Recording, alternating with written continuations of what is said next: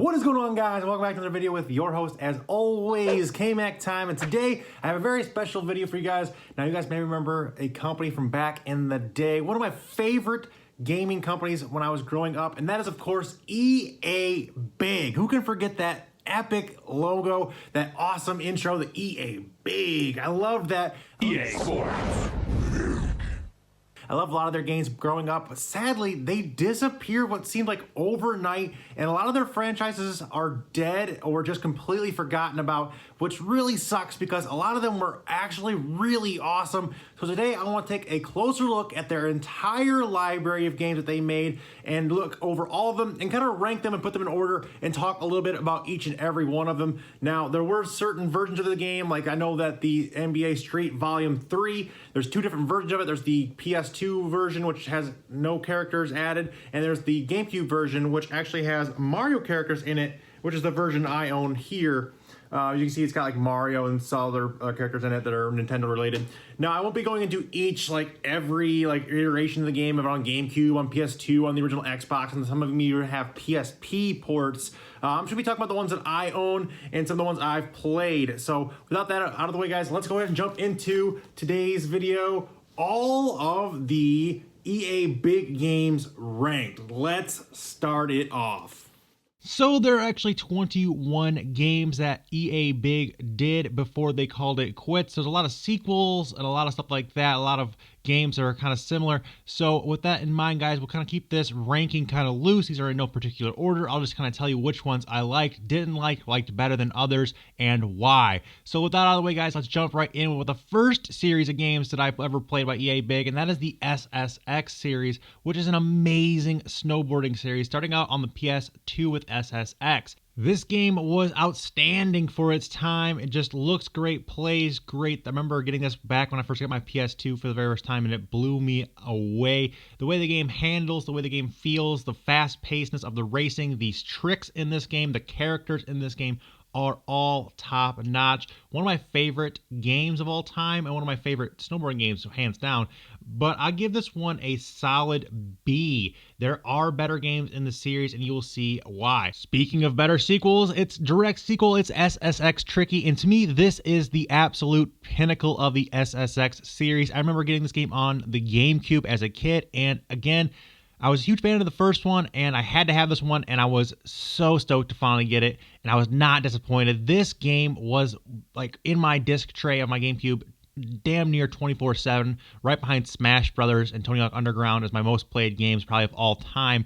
And it just does everything that the first game does, and does it a little bit better, does it a little bit smoother, a little bit better, and it's just so great. I remember playing as Mac, was my favorite character back in the day. The uber tricks, the over-the-top air, the really fast-paced racing, the shortcuts, all of that stuff made SSX Tricky just outstanding. Of course, it had a great soundtrack as well. You know, the It's Tricky to Rock, and then all the other songs on there are great. I remember that the announcer, its Jamaican voice, was also amazing. I love everything about this game. This is an S-tier game, hands down one of my all-time favorite games of all time. S rank for sure. Now, after this, there are a few more SSX games that EA Big took part in, and they're not quite as good in my book. So let's take a quick look through these. SSX 3 on the PS2 and GameCube, and I believe the original Xbox as well, was an okay game. Wasn't as good as Tricky to me. It kind of adopted this weird kind of downhill style that I wasn't a huge fan of. They would go back to this in the SSX game that they released in 2000, I think, 8 or 9 for the original 360, which was not, oddly enough, not done by EA Big. By that time, EA Big had kind of stopped making these games. Anyway, SSX 3, a C in my book. It's not quite as good as the others, but it's not a bad game, especially if you're a fan of the series. Now, next up after that, they made SSX on Tour, and this is where things kind of took a wrong turn for me as a fan of the series. I kind of started to lose interest. This game was weird. They introduced things like skiing. They had little one-offs. It just wasn't as fun. I just didn't care for this one at all, really, honestly. And after that, their last try at an SSX game, oddly enough, came on the Nintendo Wii, and that is SSX Blur. And this game is just an utter train wreck. It's totally forgettable. It's a total cash grab by them, a last-ditch effort to try to cash in on the craze of the Wii and the popularity of their SSX franchise. This game gets an F in this ranking for me. It is not very fun, it's very forgettable, and it really should never have been made. Next up is a kind of semi-forgotten game that the EA Big made back in the day on the PS2 called Shocks. Now this is like an over-the-top kind of in style with the things they've been doing with the SSX series, with these big air, these jumps, this fast-paced racing, but inside this time it's with cars. This game is oddly enough kind of hard to find these days. I had trouble tracking down a copy, but I did enjoy my time with this. It wasn't the greatest game I ever played, but again, it's nowhere near as bad as some of the other stuff that I've played around this time period. It's a solid little racing game. If you guys can get a chance to get a copy, I recommend it. I give this game a C. Probably the most popular franchise EA Big ever did was the NBA Street, and these series of games are absolutely outstanding. Starting off with the first one here on the PS2, just an overall solid game. The street hoop style was very cool, very hip back then. The trash talking by the announcers, the hip-hop music mixed in with it, the fast-paced style of arcade basketball gameplay, kind of like an NBA Jam style, really did well. This game was a ton of fun. I remember playing this with my brother on PS2 back in the day. The first game was really good. I give this one an A. Now, where the things really took off for the series for me was NBA Street Vol 2 on the PS2, and this game is a absolute classic. This is the pinnacle of the NBA Street series for me personally. It does everything the first game does, but does it that much better. Better announcers, better game breakers, better dribbling mechanics, better graphics, of course, and of course you still have your amazing soundtrack, and your roster of players is still outstanding. This is an absolute S-tier rank game, no doubt about it.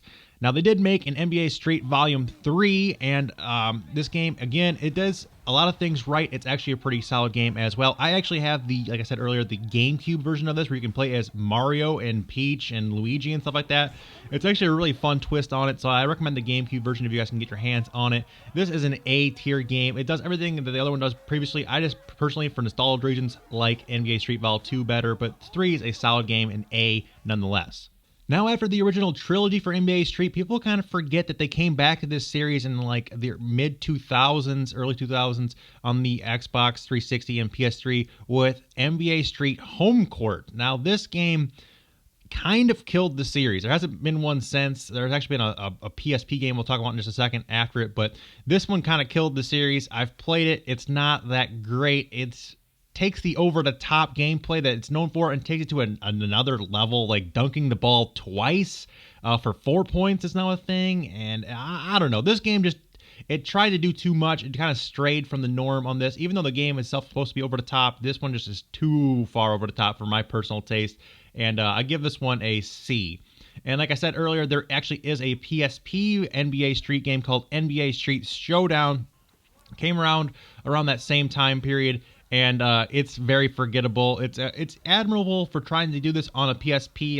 It's kind of cool. You can play it on the go. I give this one a D, though. I've only played it a handful of times, and it's kind of choppy, and I didn't really care for it that much.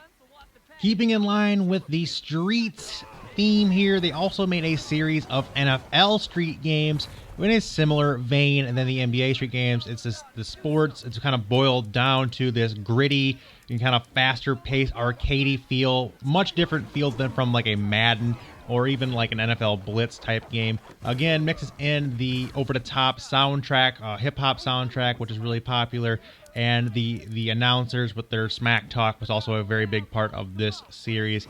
The first game, honestly, not all that great. It kind of seems like they were just kind of dabbling with this to see if there was an audience for it.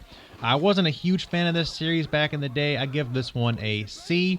Its direct follow-up, which was NFL Street 2 on the PS2, again, similar vein here. They improved upon a few different things, added a few different things you could do customization-wise and gameplay-wise. It was pretty much the same, however.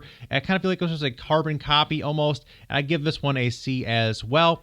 And finally in this series, the last game, which was NFL Street Volume 3, This is the one I actually played the most back in the day. I remember I had Chad Ochocinco on the cover, and I was a big fan of his, and that's why I bought it back then.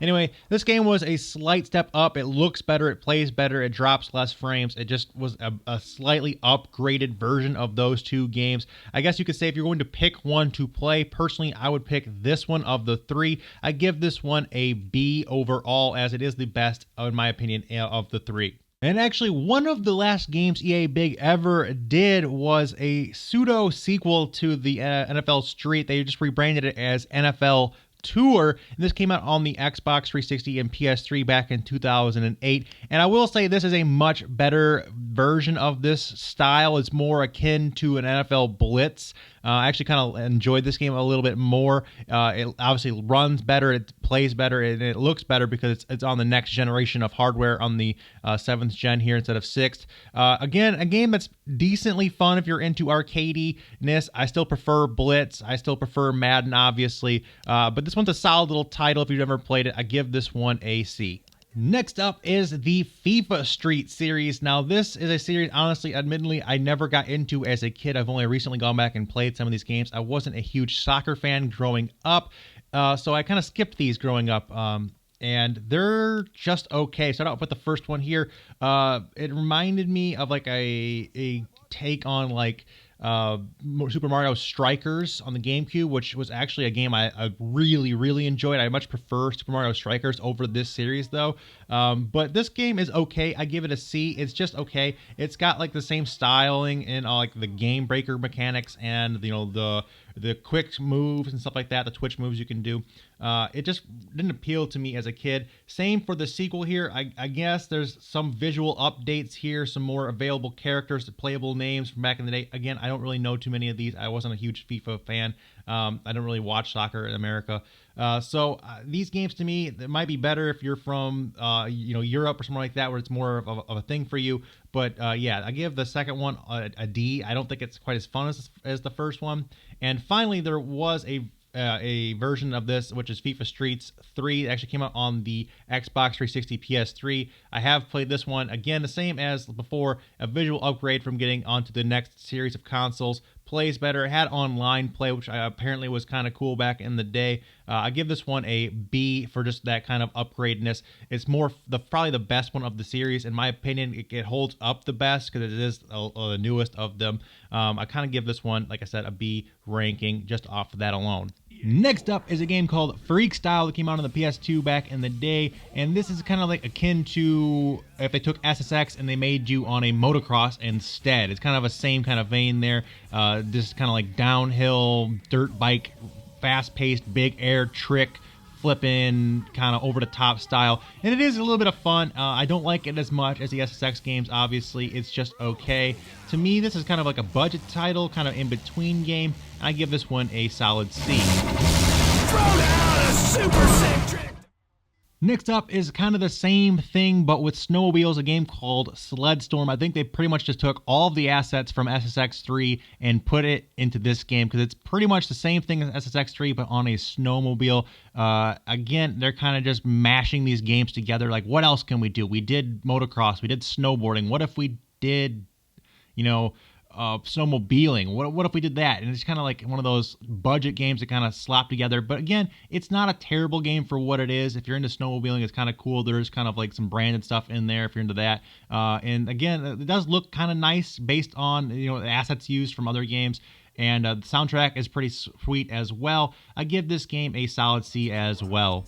And finally, the last game on the list today is one of my personal favorites they ever did, and that is Def Jam Vendetta. Now, this game is insanely cool. It's like this mixture of this tag team wrestling, kind of Smash Bros, kind of gameplay mixed in with real life rappers and an amazing roster of like DMX and Eminem and all these characters you can play as.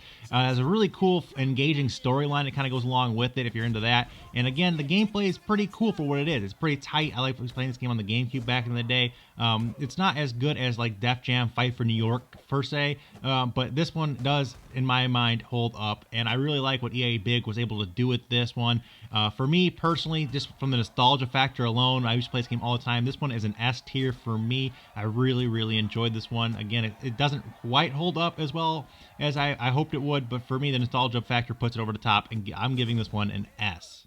So there you guys have it, all of the games that EA Big ever made. Let me know down in the comment section down below which ones you guys have played, which ones you guys liked, which ones are your guys' favorites. I'd love to know all of that down in the comment section down below, so make sure you're doing that. Also, make sure you guys smash that like button and subscribe around here for more videos like this in your sub boxes. Remember that it's always K-Mac time somewhere, guys. Until then, take it easy and peace out.